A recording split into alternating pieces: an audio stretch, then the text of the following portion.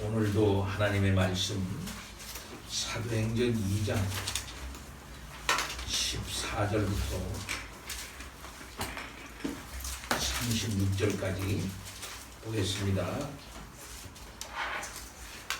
사도행전 2장 14절로 36절입니다. 베드로가 11 사도와 함께 서서 소리를 높여 이르되 유대인들과 예루살렘에 사는 모든 사람들아, 이 일을 너희로 알게 할 것이니 내 말에 귀를 기울이라.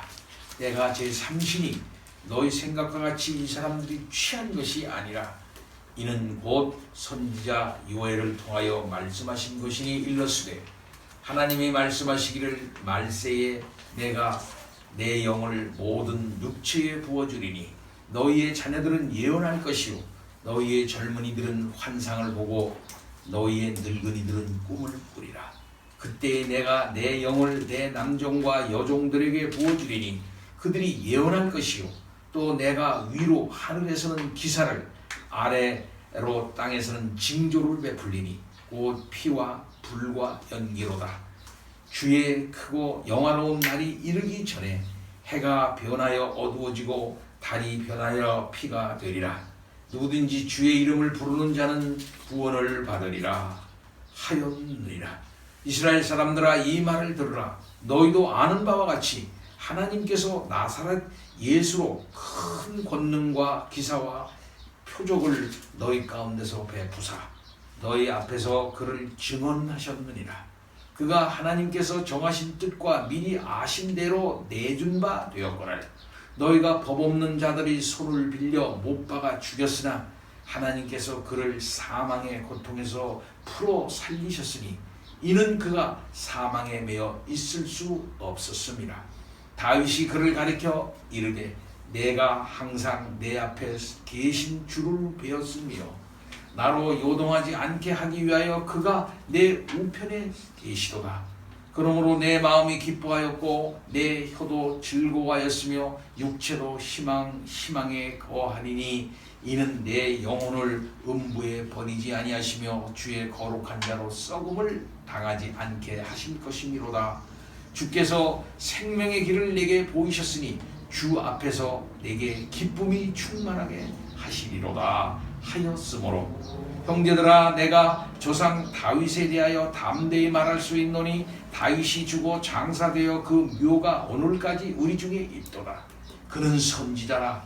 하나님이 이미 맹세하사 그 자손 중에서 한 사람을 그 위에 앉게 하리라 하셨음을 알고 미리 본고로 그리스도의 부활을 말하되 그가 음부에 버림이 되지 않고 그의 육신이 썩음을 당하지 아니하시리라 하더니 이 예수를 하나님이 살리신지라. 우리가 다 이 일의 증인이로다. 하나님이 오른손으로 예수를 높이심에 그가 약속하신 성령을 아버지께 받아서 너희가 보고 듣는 이것을 부어주셨느니라.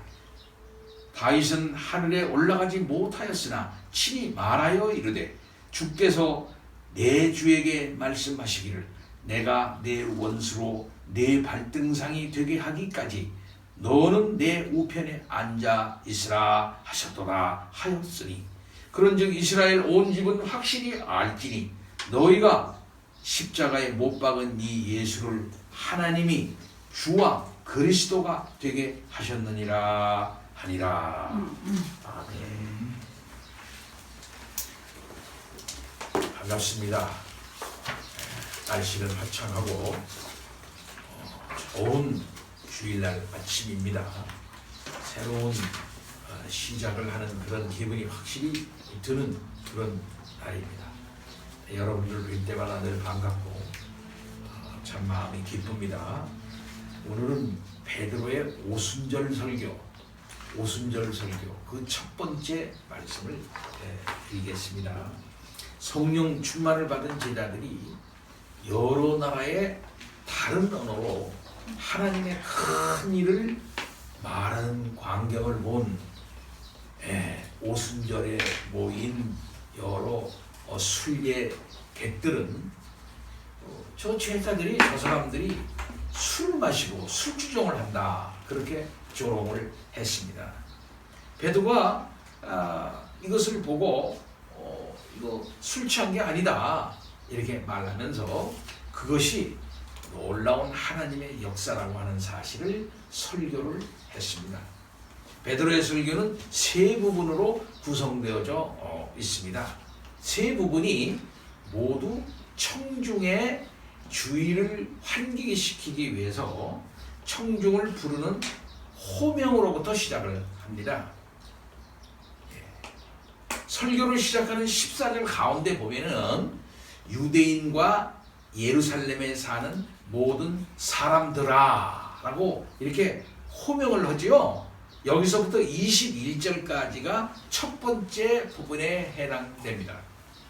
그리고 두 번째 부분은 22절 앞부분에 이스라엘 사람들아 라고 호명하는 구절로부터 28절까지가 두 번째 부분입니다. 이 세 번째 부분은 29절 앞부분에 형제들아 라고 하는 호명으로부터 시작해서 36절까지가 이어지게 됩니다. 이 세 부분으로 오순절 설교가 나눠지겠습니다. 그래서 저도 이 세 부분으로 나누어 가지고 설교를 하려고 합니다. 베드로는 성령의 영감을 받아 술 취했다고 조롱하는 사람들에게 설교하기를 시작을 했습니다. 그러니까 지금 베드로의 이 설교는 오순절 성령 받은 결과로서 나타나는 그러한 설교다 이렇게 말씀할 수가 있겠습니다. 2장 1절서부터 13절까지의 그 성령 충만의 결과로 베드로 설교가 이렇게 나왔다 이렇게 말할 수가 있을 것입니다. 그러니까 그는 성령의 충만한 상태에서 지금 이 사건의 의의를 성경적으로 설명을 하고 있는 것을 볼 수가 있습니다. 사실 베드로는 자신의 혈기에 따라서 좌충우돌하던 사람이었습니다. 그러나 지금 이 성령 충만한 모습을 보면은 그런 모습을 전혀 찾아볼 수가 없습니다. 예전에는 사람들이 무서워서 예수님이 십자가 지실 때 예수님을 부인까지 하면서 도망하던 베드로였습니다. 그러나 지금 오순절 성령 강림을 받고 그 이후에 많은 사람들에게 담대히 나타나는 이 베드로를 보십시오. 성령이 충만한 가운데에 이 사건의 의의를 설명할 뿐만 아니라 초대교회의 대표자로 나서서 모든 일들을 얘기하고 있는 베드로의 모습입니다. 가히 증인의 모습이라 이렇게 말할 수가 있겠습니다. 그러니까 성령 충만함을 받으면 권능을 받는다 그랬잖아. 그러니까 성령을 받으면 성령이 임하시면은 권능을 받고 내 증인이 되리라 그랬거든요. 성령 받고 권능을 받으니까 이렇게 멋진 증인의 모습으로 나설 수 있게 됐다 이 말씀입니다. 그래서 구속역사적인 의미가 어떤 것인지 구약 성경을 밝히 해석할 수 있는 안목이 열리고 뿐만 아니라 거기에 담대한 마음까지 있게 되는 이러한 모습을 보는 거죠. 곧 성령이 그로 말미암아 증인 노릇을 하게 하시는 한 가지 신뢰가 이 베드로의 설교를 통해서 이렇게 나타나게 됐다 하는 사실을 보는 것입니다. 아니 사람이 변해도 저렇게 변할 수가 있다니, 일종의 영적 지각도 저렇게 멋있게 신구약 성경을 완전히 꿰뚫으면서 예수 그리스도 중심적, 다른 말로 말하면 기독론 중심적으로 저렇게 성경을 꿰뚫어서 잘 설교할 수 있는 사람이 되다니, 뿐만 아니라 어떤 상황에 적극적으로 대처해서 효과적으로 영적 지도력을 발휘할 수 있게 되다니 놀라운 성령 충만의 결과라 말할 수가 있는 것이고, 증인이라고 하는 것은 결국 그것은 구약과 신약의 진리를 예수 그리스도를 중심으로 해서 이해하고 그것을 얘기하는 거로구나 하는 사실을 분명히 보여주는 전례가 된다. 이렇게 말할 수가 있겠습니다. 사도행전에 나오는 가장 두드러진 인물 두 사람은 베드로와 바울입니다. 사도행전 2장부터 8절은 베드로 중심으로 기록이 되어져 있습니다. 그는 유대인 선교를 주도하고 15장 7절부터 11절 이후로는 더 이상 나오지 않습니다. 그리고 9장서부터 28장은 바울을 중심으로 기록이 되어져 있습니다. 이방인 선교를 주도를 하죠. 7장에 말하고 있는 스데반의 선교 이후에 등장을 해가지고 사도행전의 여러 역사, 그 선교의 이야기를 이끌어 나가고 있습니다. 사도행전에 나오는 베드로는 복음서에 묘사된 것처럼 성격이 급하고 믿음이 연약한 사람이 아니지요. 그는 성령으로 충만함을 받아 담대히 말씀을 전합니다. 자, 오늘 우리가 읽은 이 본문에서 베드로는 오순절에 성령이 강림하신 일이 어떤 의의가 있는지를 잘 설명해 주고 있습니다. 우리가 이 사실을 잘 깨닫고 복음서와 사도행전을 잘 연결시켜야 되겠고, 또 그리고 구약과 예수 그리스도가 어떤 관계가 있는지를 우리들이 잘 이해해야만 할 것입니다. 베드로는 모인 사람들에게 자기 말에 귀를 기울여라고 촉구를 합니다. 14절에 이 일을 너희로 알게 할 것이니 내 말에 귀를 기울이라. 이로써 베드로 첫 번째 설교가 시작이 되지요. 베드로는 제자들이 여러 나라 말로 하나님의 말씀을 전하는 것은 술주정하는 것이 아니고 오순절 성령 강림으로 이미 구약 성경에 예고된 미리 말한 하나님의 일이다 라고 하는 사실을 가르쳐 줍니다. 베드로는 지금이 제3시라고 그랬어요. 오늘날로 말하면 9시입니다. 오전 9시. 이 오전 9시에 누가 술에 취할 수 있겠느냐 라고 말하면서 그들의 주장을 일축을 합니다. 한마디로 간단히 조롱하는 자들의 그 말에 허점을 지적한 뒤에 베드로는 이 사건이 구약성경 요엘서 2장 28절로 32절에 예언이 된 하나님의 말씀을 따라서 하나님께서 행하신 거룩한 사건이다 라고 선언을 합니다. 그러니까 구약성경에 이루어진 사건이 이루어진 사건이라고 그렇게 딱 확정을 한다 이 말이에요.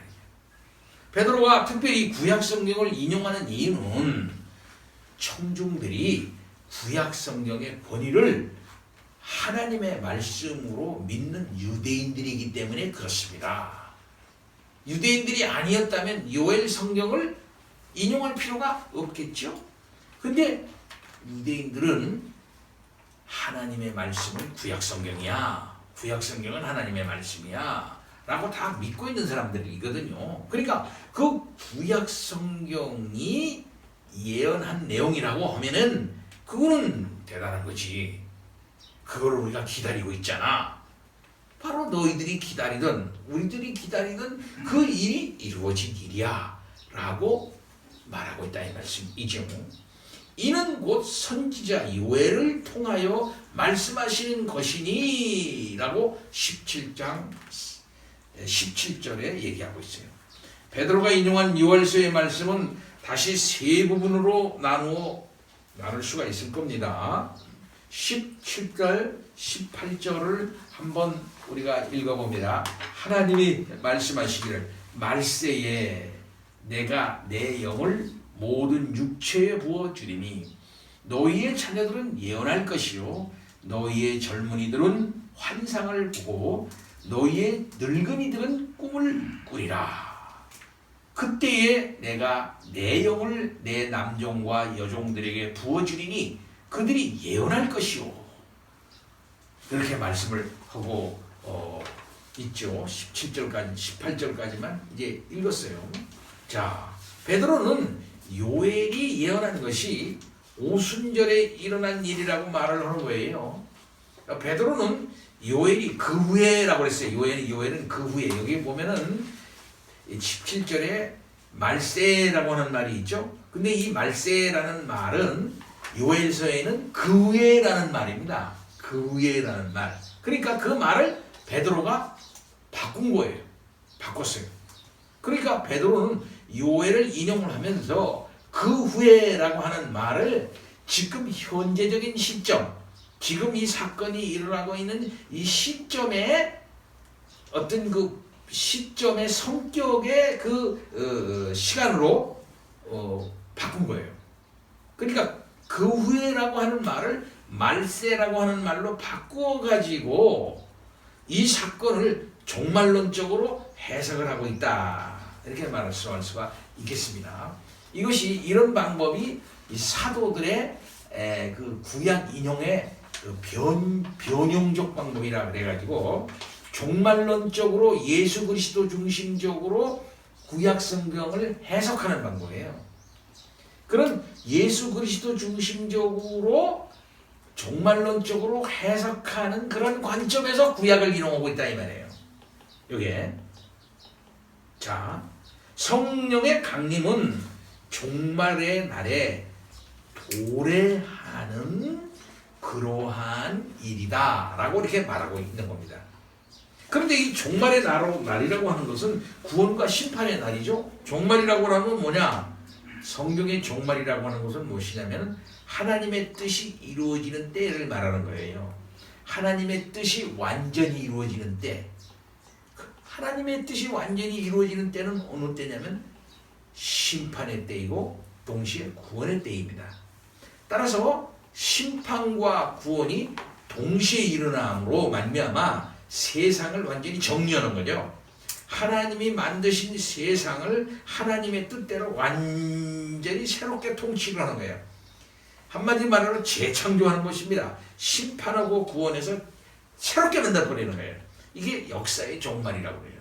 이것을 종말이다. 성경은 이것을 종말이다 이렇게 얘기를 하는 겁니다. 그렇기 때문에 그 일을 하기 위하여 하나님의 아들을 원하는 것이고 그 아들은 그리스도의 일을 하면서 그 그리스도라고 하는 그 직분을 감당하면서 하나님의 일을 이루시는 거예요.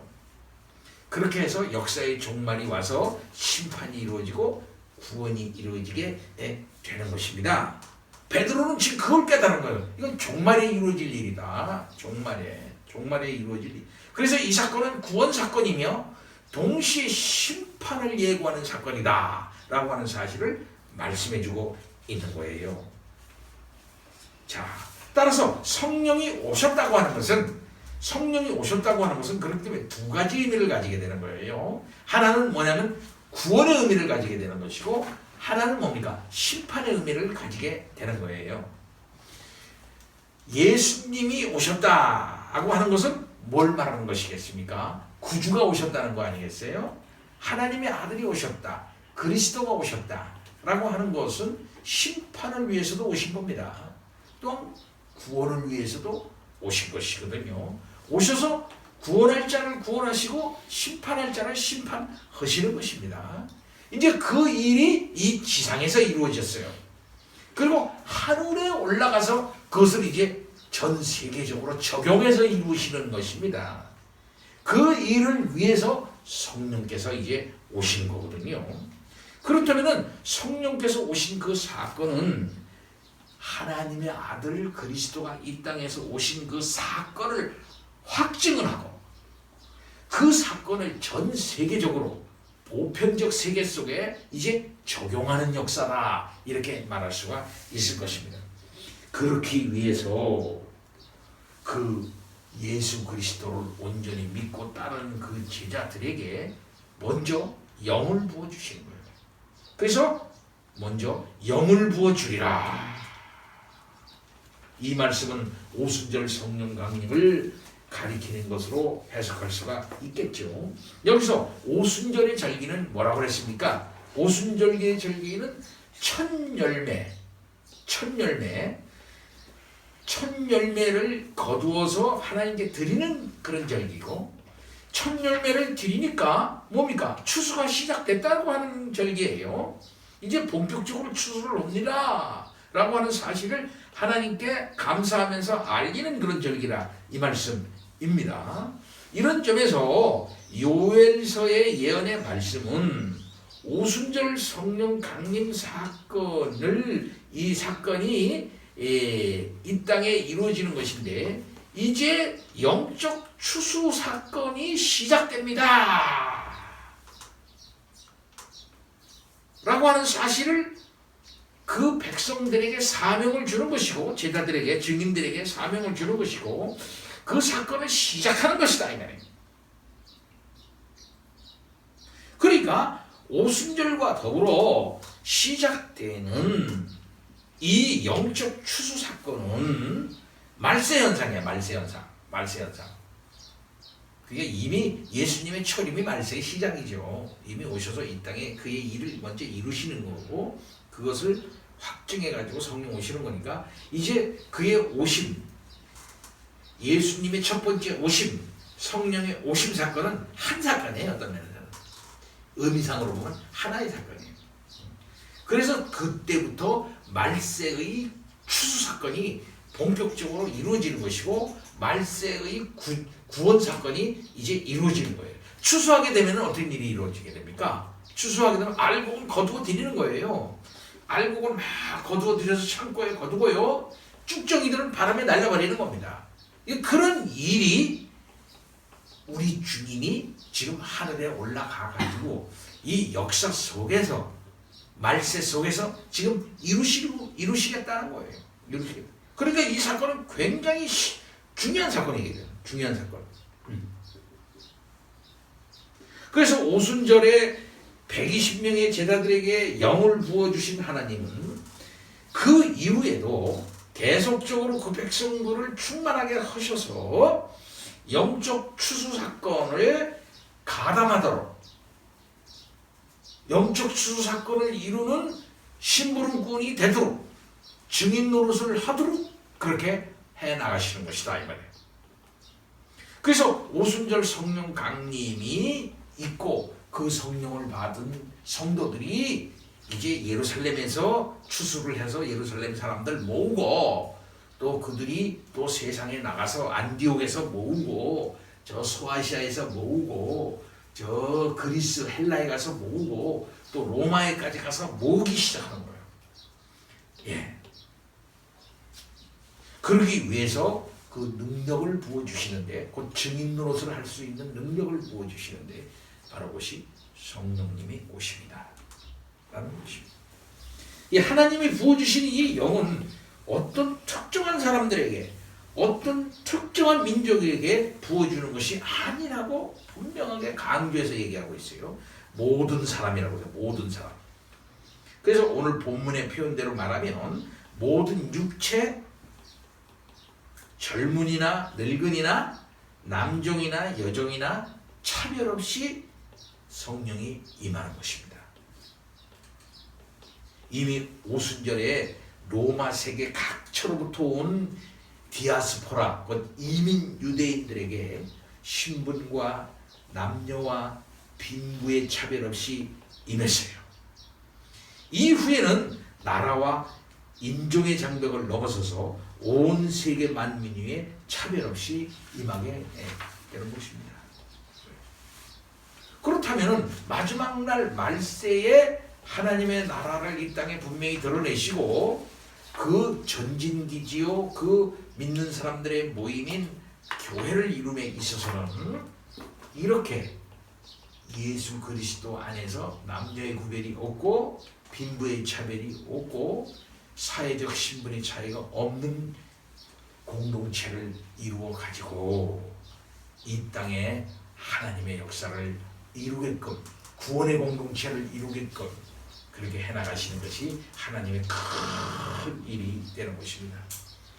근데 거기에 어떤 현상이 나타나요. 세 번째 얘기할게. 이 현상이 나타나는데, 그 현상이 뭐냐면은 성령의 부음을 받으면은 예언을 하고 환상을 보고 꿈을 꾸는 일들이 일어난다는 겁니다. 자, 성령의 부음을 받고 예언을 하는 현상은 이미 오순절 성령 강림 때 일어났어요.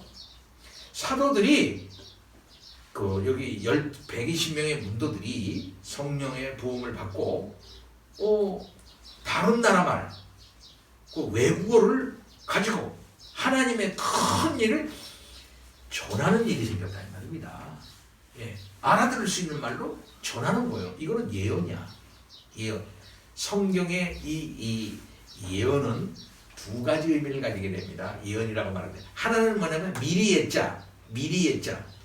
미리 되어질 일을 미리 얘기한다 하는 의미가 있고, 또 하나는 뭐냐면은 하나님의 뜻을, 하나님의 것을 가르쳐 준다 하는 그런 의미를 가져요. 곧 말씀의 의미를 갖는 거야. 선지자들의 말은 두 가지 의미가 항상 뭡니까? 함축이 되어져 있어요. 첫째는 뭐냐면 하나님의 뜻을 알려주겠다. 이 시대에 진정 하나님의 뜻이 무엇인가 하는 사실을 알려주겠다. 너희들은 모르고 있으니까, 귀가 멀어 있고 눈이 멀어 있으니까 지금 지금 여기서 일어난 일이 뭔지를 몰라 너희들은. 근데 뭔지를 모르는데 이게 무슨 얘기냐 하면은 옛 언약에서 말한 그것을 너희들이 지키지 않은 거야. 너희들이 현실, 너희들이 죄가 얼마나 많고 너희들이 얼마나 큰 문제에 봉착해 있는가 그것도 모르지. 그 심각성을 내가 알려줄 거야. 회개하지 않으면 안 되는 국면이야 너희들이. 이게 하나님의 예언이에요. 뿐만 아니라 그렇게 되지 않으면, 회개하지 않으면 앞으로 무슨 일이 있을 것이다. 바벨론 포로 갈 것이다. 이게 예언이에요. 이 두 가지를 같이 얘기해요.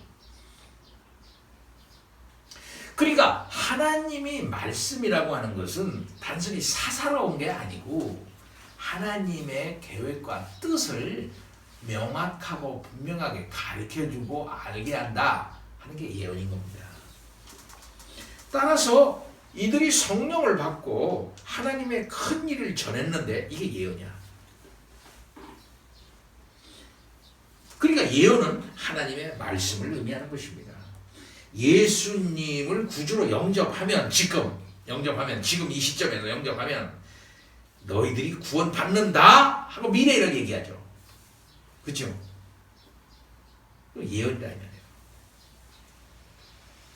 장차 예수님이 재림할 것이고 재림 전에는 이런 징조가 있게 될 것이다. 아주 중요한 복음적인 예언이에요. 사도 요한은 하나님이 보여주시는 마지막 날의 웅장한 환상을 보고 그것을 요한계시록으로 남겼어요. 요한계시록은 환상의 그림이야. 환상이 요즘 말하면 영상처럼 요한이 꿈꾸는 밤모습에서 정말 그 엄청난 환상이 요즘 말하면 영상이야. 이미지가 요한에게 왔어요. 엄청난 이미지들이 만화처럼 영상 이미지가 움직이는 영상 이미지들이 말이죠. 이 동영상이야 동영상. 그것이 왔어요. 그것을 글로 문자로 표현하는 게 요한계시록이야. 근데 요즘 보면은 동영상 딱 보면은 금방 깨닫죠. 동영상 글 문자보다 동영상 보면 금방 깨닫잖아. 그렇잖아. 하나의 이 화면 안에 동영상이 라라라 움직이지 않고 한눈으로 팍 깨닫잖아요. 쉽다 이게야. 동영상이 쉬워. 요즘 애들이 어른들보다 동영상 탁 깨닫는 게 쉬워요. 윈도우가 쉬워 그런 거야. 근데 우리 같은 사람은 윈도우가 뭐 어떻게 되는 거야. 여기 찍어야 돼 저기 찍어야 돼. 젊은 애들은 팍 들어오기 쉬운 거야. 아주 쉬운 게 윈도우야. 네. 아주 쉬운 게 동영상이라 이거야. 그리고 환상은 아주 쉽게, 요한계시록은 아주 쉽게 그 당시 사람들에게 하나님의 이 엄청난 계획과 뜻과 그 경륜을 아주 쉽게 팍 가르쳐준 거예요. 그러니까 그것을 기록을 해가지고 딱 듣는 사람들을, 읽는 사람은 이거구나 하고 팍 금방 깨달아. 아주 시급한 시대였기 때문에. 근데 우리들은 그때 그 당시에 쓰던 이미지의 체계, 상징 체계, 여러 가지의 연결 고리로서의 해석적 고리, 이걸 모르니까 아 이게 무슨 뜻이야? 이 요한계시록이 어렵네. 이게 뭐야? 그러나 거기에 어떤 암호문을 풀듯이 암호 체계를 알고 암호문을 다 풀고 열쇠를 열고 들어가면 엄청나게 쉽고 재미있고 은혜로운 게 요한계시록이 되는 거예요. 그렇죠? 근데 그 아이콘을 모르니까 우리가 잘 이해 못하는 거다 이래요. 그렇죠? 그러나 우리가 알다시피 컴퓨터에 아이콘 딱 치고 들어가면 컴퓨터 세계가 열리는 것처럼 요한계시록은 딱 치고만 들어가면 그냥 아름다운 세계와 그 웅장하고 놀라운 세계가 열리는 거예요. 마지막 날에 하나님께서 예언을 주시고 환상을 보게 한다 이래요. 꿈을 꾸게 한다 이래요. 그래서 사도 바울도 환상을 많이 봤어요. 예를 들면은 하나님은 아시아에서 전도하려고 시도했던 사도 바울의 환상을 통해서 아니다 마케도니아로 와라 배를 좀 건너가지고 가서 유럽으로 와라 하고 전도의 방향을 유럽 방향으로 바꾸도록 환상으로 지시를 했어요. 또 대표적인 인물은 꿈을 꾼 대표적인 인물은 베드로입니다. 베드로는 비몽사몽간에 꿈을 통해서 지시를 받고 고넬료 집을 찾아가서 세례를 줬어요. 자 그럼 한 가지 조심하겠습니다. 근데 요즘은 왜 안 해요? 우리들에게 이렇게 왜 안 하는 거예요? 왜 이렇게 안 하는 거예요? 그렇게 생각할 수가 있겠죠? 하나님은 이렇게 하지 않습니다. 요즘에는. 왜 이렇게 안 하느냐? 우리가 사도가 아니야. 첫째, 우리가 사도가 아니고 사도의 시대는 지났어. 그리고 사도가 이렇게 꿈을 꾸고 환상을 보고 그렇게 해가지고서 사도의 일을 다 증인 노릇을 마치고 교회를 다 세우고 또 그것이 어떤 의미를 가지는가 하는 사실을 성경을 또 기록해가지고 문자로 다 해줬어. 그러니까 우리는 뭐예요? 사도들이 전해준 그 뜻을 잘 해석해서 전해준 문자로 된 이게 이런 거였었던 거야. 이런 거였던 거야. 내가 꿈꾸고 환상 본 건 이런 거였던 거야. 하고 확증적이고 명확하고 분명하게 글자로 한마디로 말해서 정언적으로라고 하는 말은 무슨 말하면 일은 일이다. 일 아닌 것은 일이 아니다. 이걸 저기라고 그래요. 아니다라고 분명하게 얘기해 주는 거야. 근데 요즘같이 환상을 말이야 하나님께서 보내주시고 꿈을 보내주시면은 이건 이런가 보네. 저건 저런가 보네. 하고 이렇게 다 다를 거 아니에요.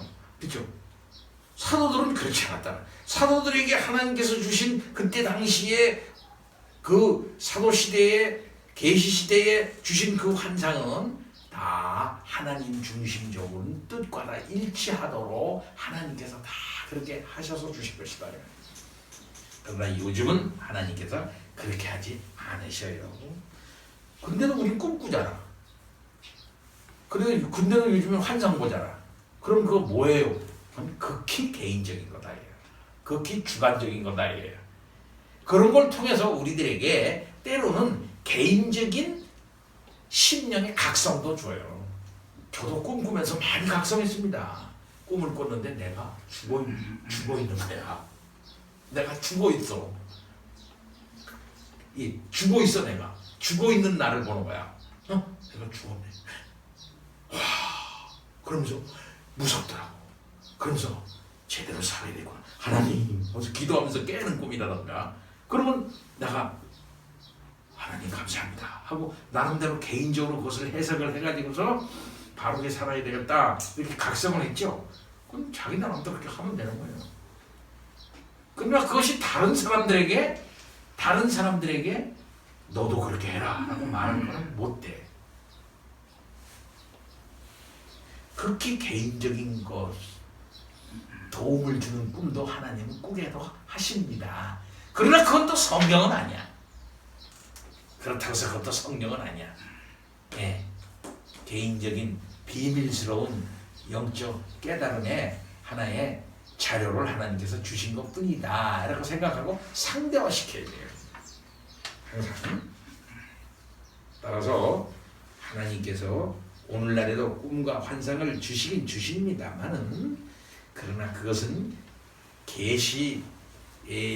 계시적 수준의 신앙의 표준으로 삼아야 할까는 아니다. 항상 상대화시켜야 된다. 따라서 우리는 성경 말씀을 믿고 의지하며 나가야 한다. 이 말씀이죠. 자, 베드로가 인용한 이 오순절의 요엘서의 두 번째 부분인 19절부터 20절은 오순절 성령 강림을 예고한 본문은 아니에요. 베드로는 오순절 사건이 구약성경에 이미 예고된 하나님의 사역이라는 사실을 청중들에게 알리는데 만족하지를 않고 오순절 이후의 모든 시대, 그러니까 말세에 일어날 시기에 첫 열매의 시작이라고 하는 점을 중시하면서 말세를 전체적으로 묘사하는 요엘서의 본문과를 인용하면서 소개를 하는 겁니다. 그래서 19절 보면은 또 내가 위에 하늘에서는 기사를 아래에서는 징조를 베풀리니 곧 피와 불과 연기로다. 주의 크고 영화로운 날이 이르기 전에 해가 변하여 어두워지고 달이 변하여 피가 되리라. 누구든지 주의 이름을 부르는 자는 구원을 받으리라. 그랬어요. 여러 가지 두 가지가 묘사되고 있는 걸 볼 수가 있죠. 하나는 뭐냐면은 무서워. 첫째는 무서워. 그 무서운 게 뭡니까? 여기 보니까 징조를 베풀이라 그래서, 그리고 해가 변하여 어두워지고 달이 변하여 피가 된다 그랬어. 그리고 그와 반대되는 개념이 뭐냐면 주의 크고 영화로운 날이 있어요. 두 가지. 근데 그 날이 이르기 전에 구원을 받으리라 그랬죠. 누구든지 주의 이름을 부르는 자는 구원을 받으리라 라면서 굉장히 긴급하게 복음을 믿어야 된다 이렇게 하는 말로 얘기하고 있어요. 그러니까 크고 영화로운 날, 이 크고 영화로운 날은 뭡니까? 이것은 종말의 끝이 있잖아. 그 끝. 미래 말세에도 끝이 있어요. 그래서 어른들은 옛날에 말써요. 말세지 말이다. 말세의 끝. 말세지 말이다 그랬어. 지금은 말세지 말이다 그랬다. 종말에서 중에서도 끝날. 그 끝은 뭡니까? 재림이지. 초림과 재림 사이가 뭡니까? 종말이야. 종말. 말세라고 해요. 말세. 근데 이제 초림과 재림은 시간적으로 쭉 흘러가면서 결국은 재림의 날을 향해서 치닫죠. 그 마지막 날이 무슨 날이냐? 여기서 말하는 날은 크고 영화로운 날이야. 크고 영화로운 날. 크고 영화로운 날은 재림의 날이야. 재림의 날이 이르기 전에 하늘에서는 기이한 일이 나타나고, 그 다음에 이 땅엔 징조가 나타난대. 해가 변하여 어두워지고 달이 변하여 피가 되리라 그랬어요. 그리고 피와 불과 연기, 이건 뭘 말하는 것일까요? 무서운 재난과 심판을 말하는 겁니다. 곧 하나님의 살아있음과 역사의 종말을 예고하는 징조로서의 하나님의 무서움을 드러내는 형벌 같은 거를 모릅니다. 그러니까 이것은 뭐겠어요? 재난, 전쟁, 전염병, 역병, 지진, 화산 일어나고, 쓰나미 일어나고 이런 것들과 연결이 된다고 볼 수가 있겠어요. 곧 피와 불과 연기, 이런 것들. 자, 이와 같은 현상들은 하나님의 무서운 심판을 의미하는 자연적인 현상이나 또는 여러 가지 격변일 것이다. 이게 말세의 상징적으로 나타나는 겁니다. 그래서 우리가 사는 이 시대는 그렇기 때문에 피와 불과 연기의 시대다라고도 말할 수가 있겠어요. 이것이 요한계시록에 그대로 이제 나타납니다. 이만큼 지금 무서운 시대다. 그러니까 예수님께서 십자가 위에 달려섰을 때 요엘의 예언이 일부 성취가 됐어요. 그래서 예수님이 십자가에 달렸을 때, 오순절 강림이 있기 전에 이미 예수님이 십자가 지실 때에 이 요엘서의 예언이 성취가 됐어요. 일부. 그 예수님이 십자가에 달리신 사건은 무슨 사건입니까? 두 가지 의미가 있어요. 하나는 구원 사건이야. 그의 백성을 그의 백성의 죄값을 치르는 심판의 사건이야. 그의 백성에 대한. 곧 그렇게 해서 그를 구원을 해. 죄값을 치르니까. 동시에 이 사건은 이 세상의 죄가 얼마나 무서운 것인가 라고 하는 사실을 분명히 보여주는 심판의 사건이에요. 곧 인류의 죄악에 내리셔야 할 하나님의 형벌이 이만큼 무섭다고 하는 사실을 보여주기도 하신 그런 사건이기도 한 거예요. 그래서 예수님이 십자가에 달리셨을 때 뭡니까? 흑암이 온 땅을 덮었어. 그래서 흑암이 이 땅이 그냥 낮인데도 불구하고 깜깜해졌어요. 그때. 그래요. 낮인데도 해가 빛을 잃었다 그랬어요. 온 땅이 흑암으로 뒤덮였어요. 그때. 예. 만일 그때 낮달이 떴다면 핏빛으로 보였을 거예요. 예수님의 못 박히신 자국들에서는 피가 흘렀다 이 말이죠. 자, 이렇게 예수님의 십자가 사건은 그런 면에서는 종말 사건이다. 십자가 사건은 종말 사건이다. 이렇게 말할 수 있고, 또 동시에 성령 오심 사건도 종말 사건이다. 이렇게 말씀할 수가 있어서 두 사건이 연결되는 사건이야. 주 70년에 예루살렘 성이 멸망했죠. 엄청나게 정말 놀라운 사건입니다. 이때도 요엘서의 예언이 일부 성취가 됐어요. 유대의 역사가 요세푸스에 따르면 예루살렘 멸망이 임박했을 때 천둥과 번개와 지진이 빈번하게 일어났다고 합니다. 또 불꽃이를 단 해성이 1년 이상 예루살렘에 머물렀다고 하고, 불타는 칼이 나타나서 칼끝이 예루살렘 성을 계속 가리키고 있었다고 해요. 그리고 예루살렘 성 안에 있는 집들과 회당들이 불탈 때 불과 연기가 실제로 하늘 높이 솟았다고 합니다. 뿐만 아니라 예루살렘 성 안에 들어가면 산다. 그래가지고 예루살렘 성 안에 들어가가지고 어떻게 이방인들이 예루살렘 성을 이렇게 회파할 수가 있나? 여기는 못 들어와. 이 악한 마귀 새끼들은 못 들어와. 원수들은 못 들어와. 이렇게 하면서 예루살렘 성 안으로, 예루살렘 성전 안으로 막 피해 들어왔어요.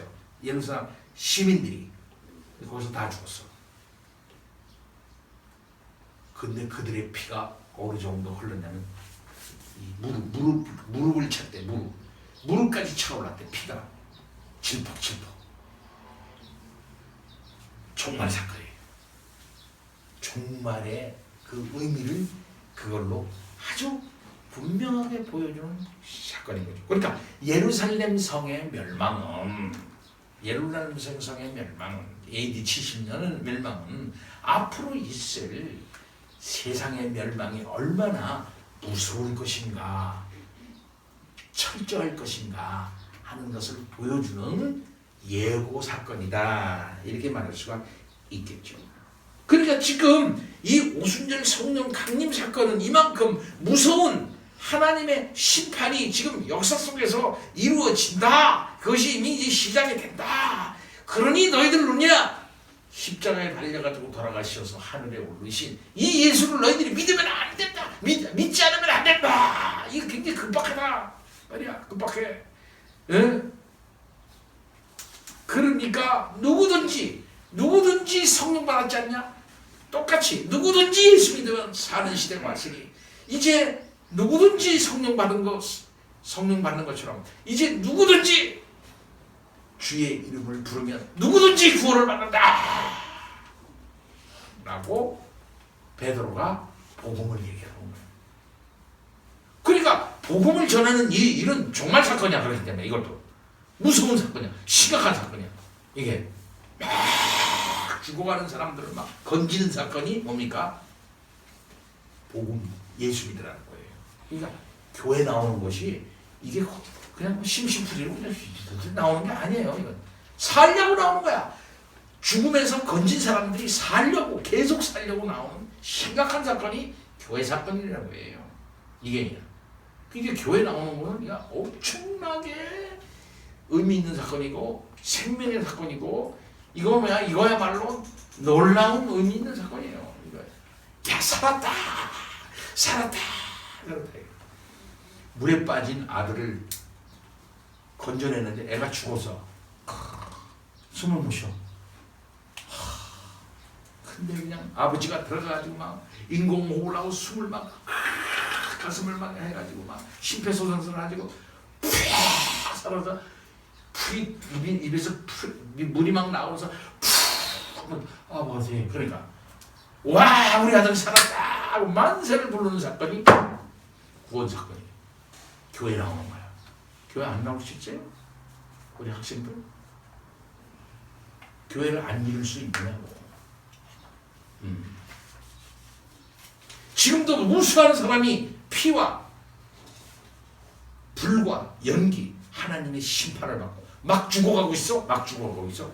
여기서는 구원을 받으리라, 멸망을 받으리라, 한쪽에서는 멸망을 받으리라, 한쪽에서는 구원을 받으리라 하는 사건이 이 역사 속에서 우리 주님 이 세상 크고 두려운 날이 임하기 전에 계속 그런 일이 막 이 세상 가운데서 지금 막 일어나고 있는데 모르는 것뿐이야. 무서운 거야 이게요. 이걸 우리가 제대로 알고 예수님을 바로 믿고 교회를 바르게 이루고 진리를 바르게 배워야 한다. 같이 기도합니다. 하나님아, 참으로 감사합니다. 말세에 하나님 놀라운 역사를 이루시고 심판과 구원의 역사를 이루어 나가시고 계십니다. 이렇게 하기 위해서 오순절 성령님이 있었고 그 일을 바로 성령께서 깨닫게 하여 주셔서 진리가 전해지도록 해 주셨습니다. 교회는 이 터위에 서 있습니다. 아버지, 오늘도 교회를 든든히 세워주시는 줄 믿습니다. 세상은 멸망 가운데 치닫고 있지만 구원의 백성들 모여 하나님의 큰 역사 믿고 올바른 길 가기 위하여 이 세상 가운데서 진리의 길을 갑니다. 오늘도 함께하여 주옵소서. 예수 그리스도 이름으로 기도하옵나이다. 아멘.